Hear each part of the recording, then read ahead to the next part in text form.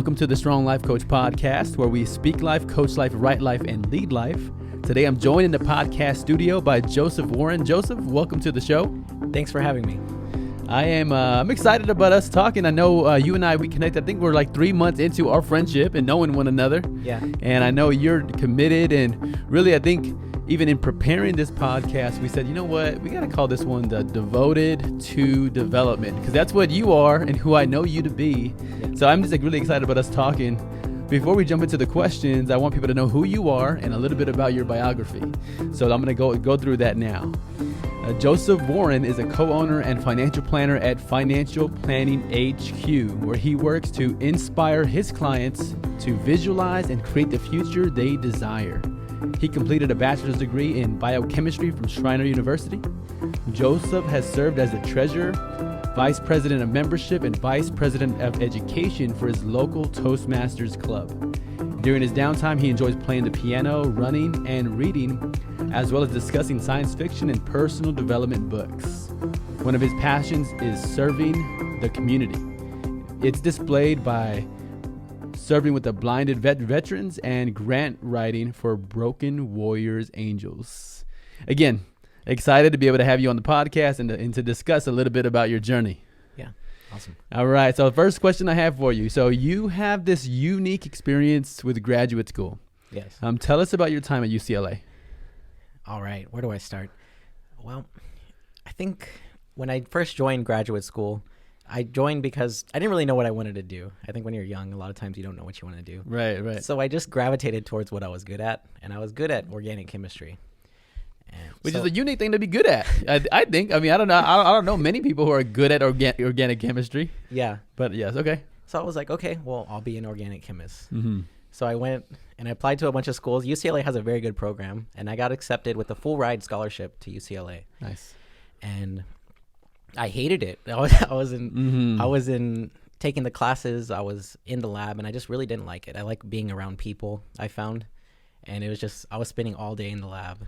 And not only did I hate it, I found that I wasn't even really that good at it. Oh man, okay, that's a surprise. Yeah. So to hate it and then to not be good at it, those are like two of the two areas you almost want to always avoid when it comes to development and growth. Yeah. Mm-hmm. So I was miserable. I was working. I was putting in the hours, trying my best, but it wasn't for me at all. So I started branching out there, and I learned a lot of lessons from that.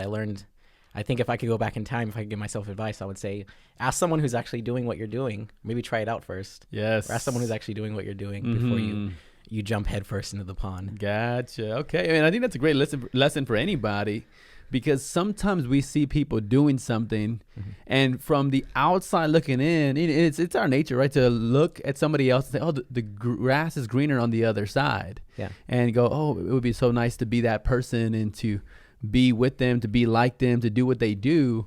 But then you don't really understand what it actually is that they do. Yeah, I experienced that even when it comes to with the social media or different things that I'm doing with speaking and coaching. I know some people see it as one way, but there's so much more than what people even see when it comes to business building. Yeah, so a lot of work on the back end. Oh yes, there's a ton of work, and you kind of get into certain industries, or even I got into business because I was passionate about one niche of it. But there's so much that comes with business building. A lot of things that I'm not passionate about, but they're like necessary evils. Yeah, I know what you mean. So you wrote this 3-part series you published on LinkedIn. It's called Broke in Your 20s. So what motivated you to write the series? For the longest time, I've wanted to create content. I've been thinking about it, reading books about it. I see here you have Gary Vaynerchuk. I've been reading his books, but I never did it. Yes. And I had this philosophy that if you're afraid of something, it's because you actually want to do it. So think about it think about if you're afraid to approach a girl. Yes. You probably like her, right? Wow. Right. If you didn't like her, it'd be like, no big deal. I'm going to go approach this girl. Exactly. Right. There's stakes there. And knowing that I really was afraid of it, I thought I probably really want to do this. And I love writing. Yes. So I was like, okay, I want to start, but what should I write about? So it has to be something about finances. Yes. And then I kind of thought the best introduction would be my mistakes that I made. I tend to learn things the hard way. So when I was younger, I was a little bit immature, and I made a lot of money mistakes, and I learned from them, and I've matured since then. Yes. And I think it's helped me a lot in my growth as a financial planner and just in general for life, because you need to lead by example. That's something I learned. Real, very real. Yeah. Now, it was interesting you shared about this idea of what are we afraid of? And specifically, what are we afraid of that we want to do? And I think that's fascinating. I was thinking about even I'm thinking about different things I'm afraid of that I want to do and what's going to get in the way. Yeah. And the difference might be that initiative. It might be courage.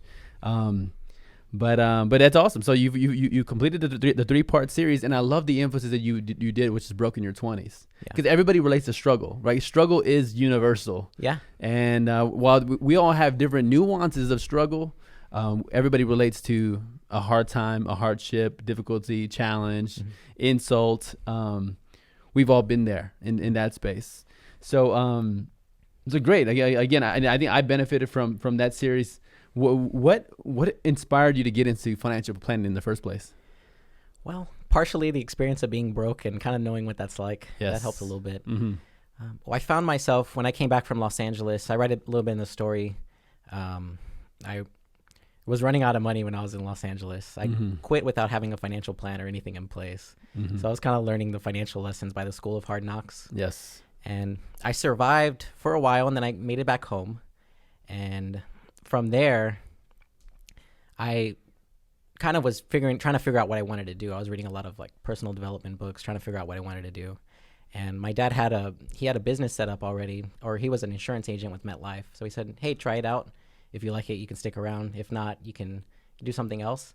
And I really liked it because I like interacting with people. Even when I was at UCLA, I loved teaching.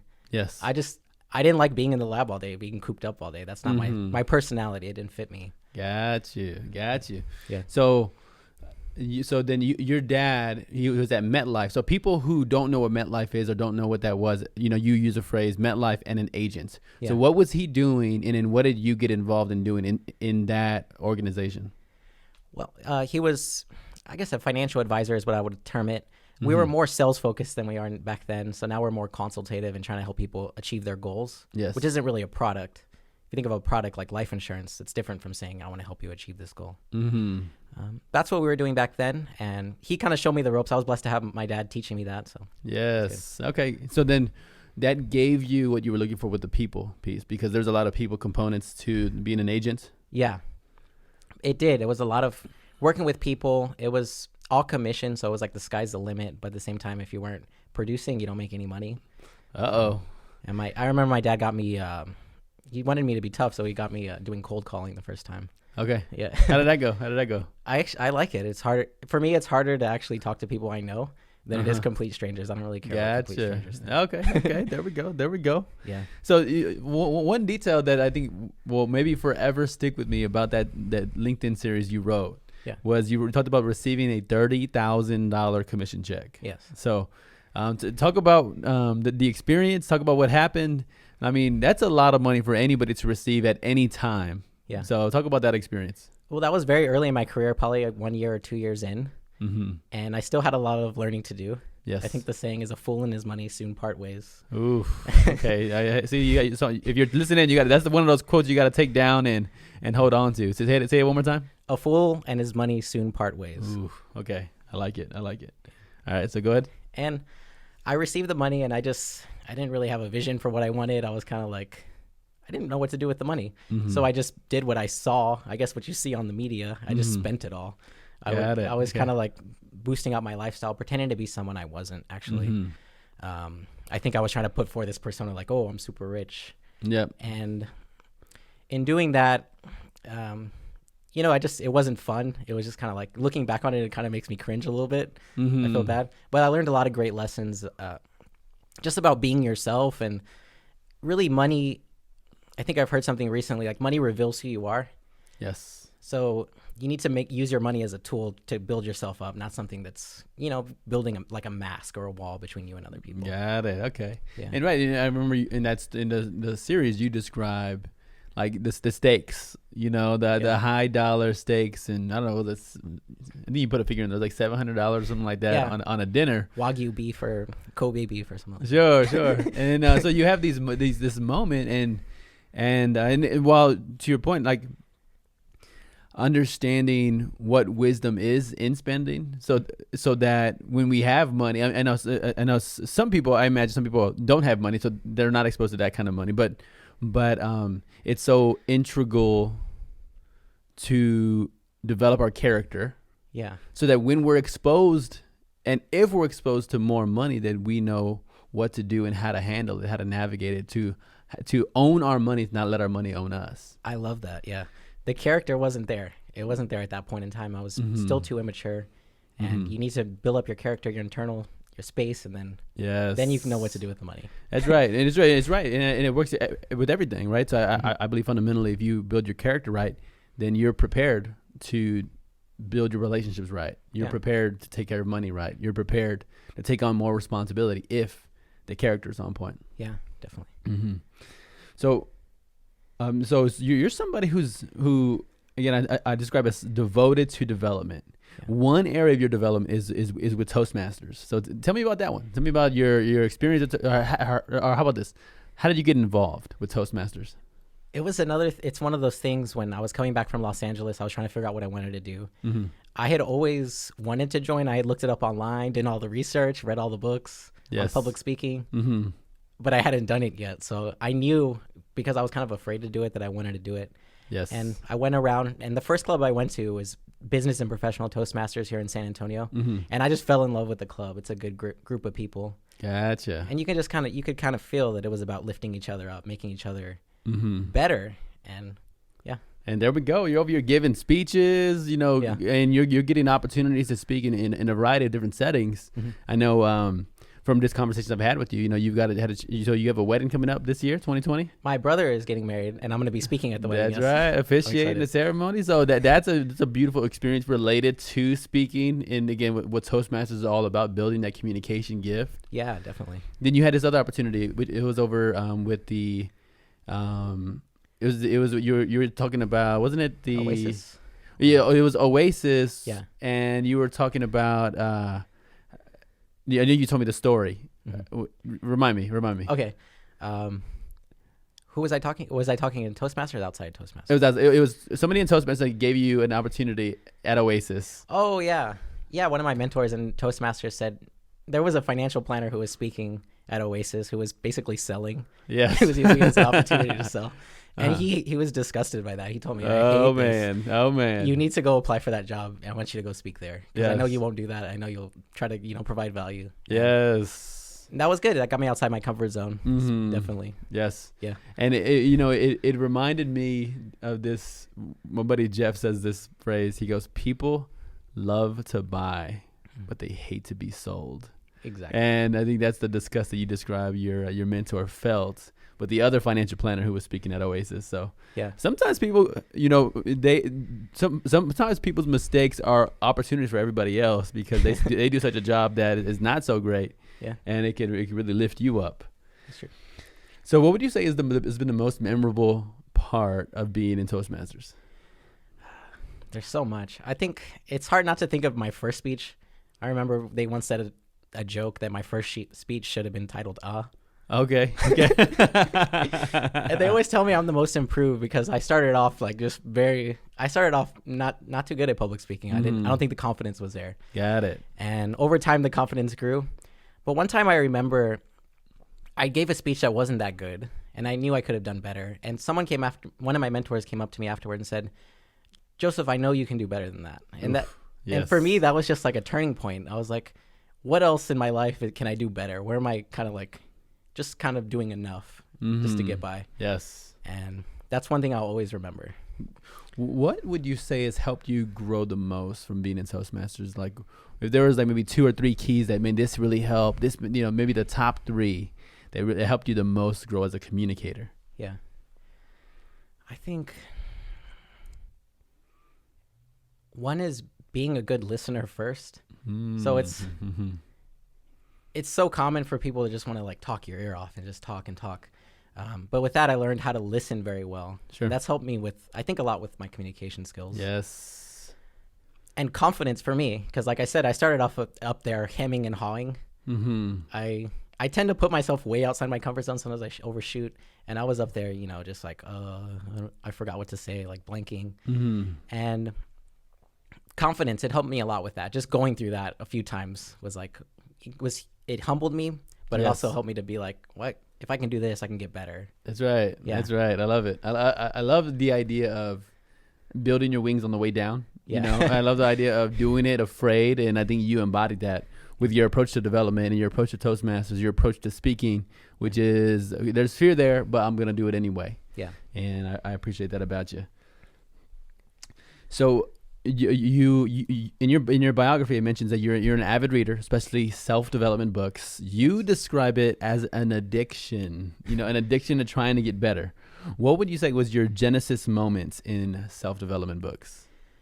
I would say it was right around the time I was going broke in Los Angeles, around that time when I was trying to figure out what I wanted to do. And before that, I had been reading a lot of fiction. I liked reading fiction. I always loved reading my whole life. Mm-hmm. At that point, I started reading books about like how to get a job, how to find what your purpose is. Nice. And that's where it started. And even from the fiction, I would read books and I would connect it to my life. Okay. Very nice. Yeah. So then, what were some of the first ones? Because I'm going to ask you in a moment about what your favorite ones. But what were some of the first ones that you said you picked up in your journey of development books? Well, I have a story about that. When I was young, when I was in the 5th grade, when I graduated from elementary school, my father got me a book for my graduation, and I thought it was a bad gift. It was a book, Think and Grow Rich. And I was like, a book? Come on, Dad, that's not cool. Like, where's my video game? Where's my video game? Where's my Genesis? Sega Genesis. Right. And I never read the book back then. But I think that's fine because even if I had read it, I wouldn't have been ready. We talk about character. Yes. But I ended up reading that later when I was, going through that pivotal moment in my life.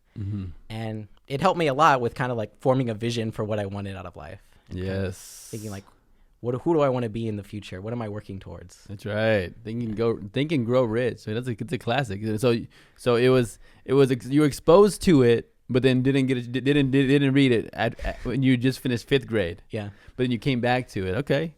And sometimes that's what it's about. It's about getting the comeback. Getting the comeback and making sure that is special. So Think and Grow Rich. Got it. And what would you say? When it comes to these books, right? So you cycle through them, and even you're part of a podcast too that talks about these books. Yeah, the Hustle and Know podcast. We're just starting. Hustle and Know. Yeah. Okay, maybe share a little bit about it. The Hustle and Know podcast. Well, it's my friend Julie.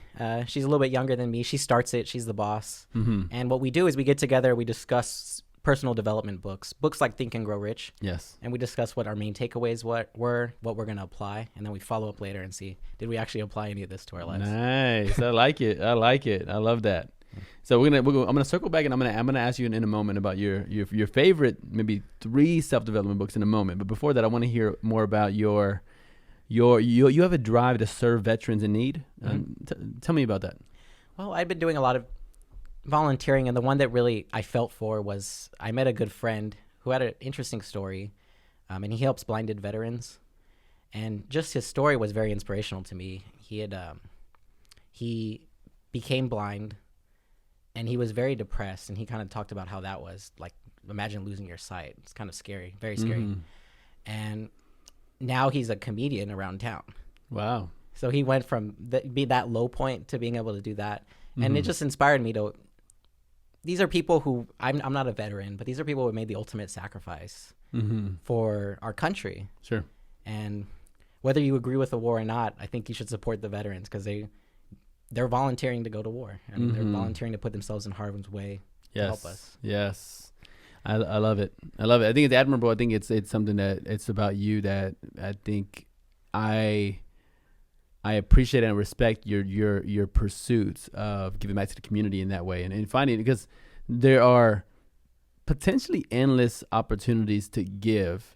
And I think we always have the intention of like, I intend to, or I would want to, but then seeing you get you being involved is it's always encouraging to me. It makes me want to keep going and be active and initiate with volunteering opportunities. So all right, so your top 3 self-development books of all time in order.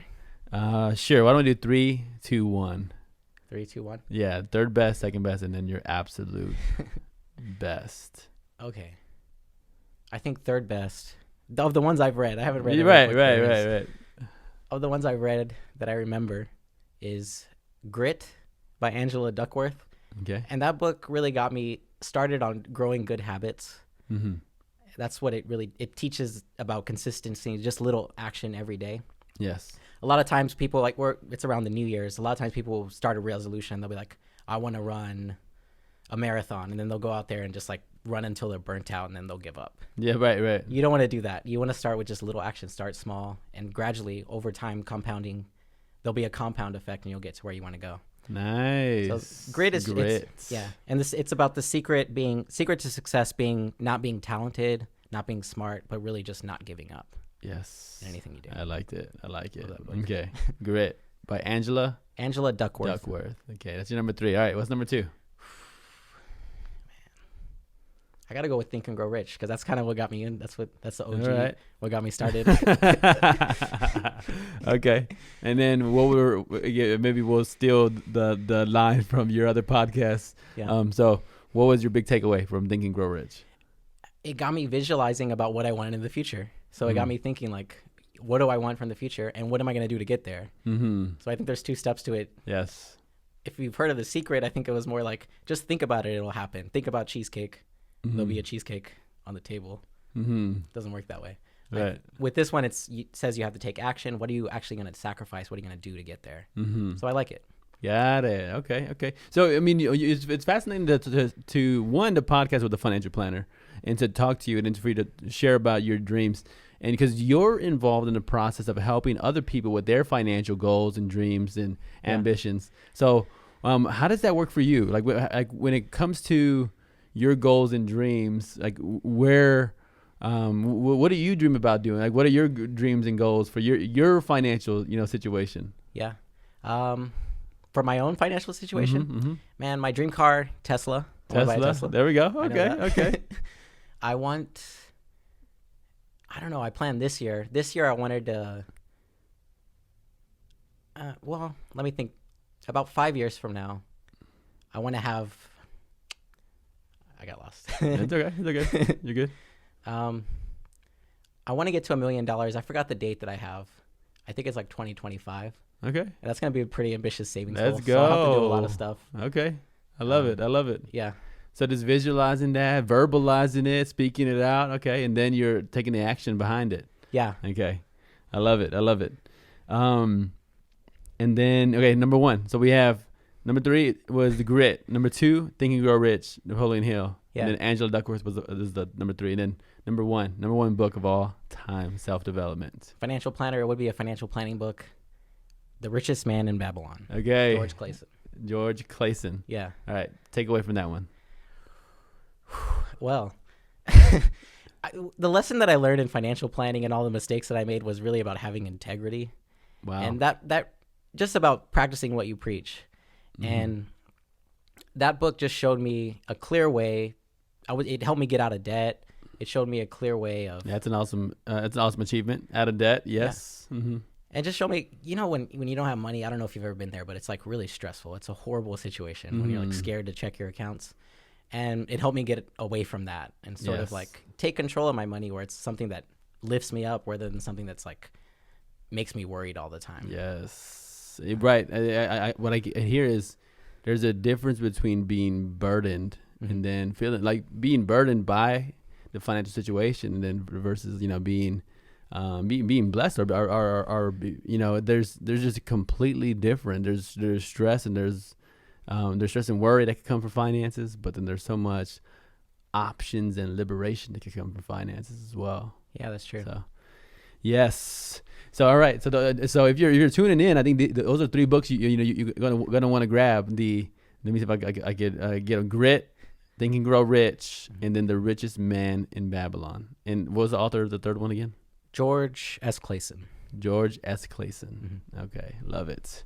Well, if you're tuning in, this is the Strong Life Coach podcast, where we speak life, coach life, write life, and lead life. Today I'm here with Joseph Warren, financial planner. We're talking about his journey, and we want to remind you to take this podcast and share it with somebody who can benefit from hearing what we talked about.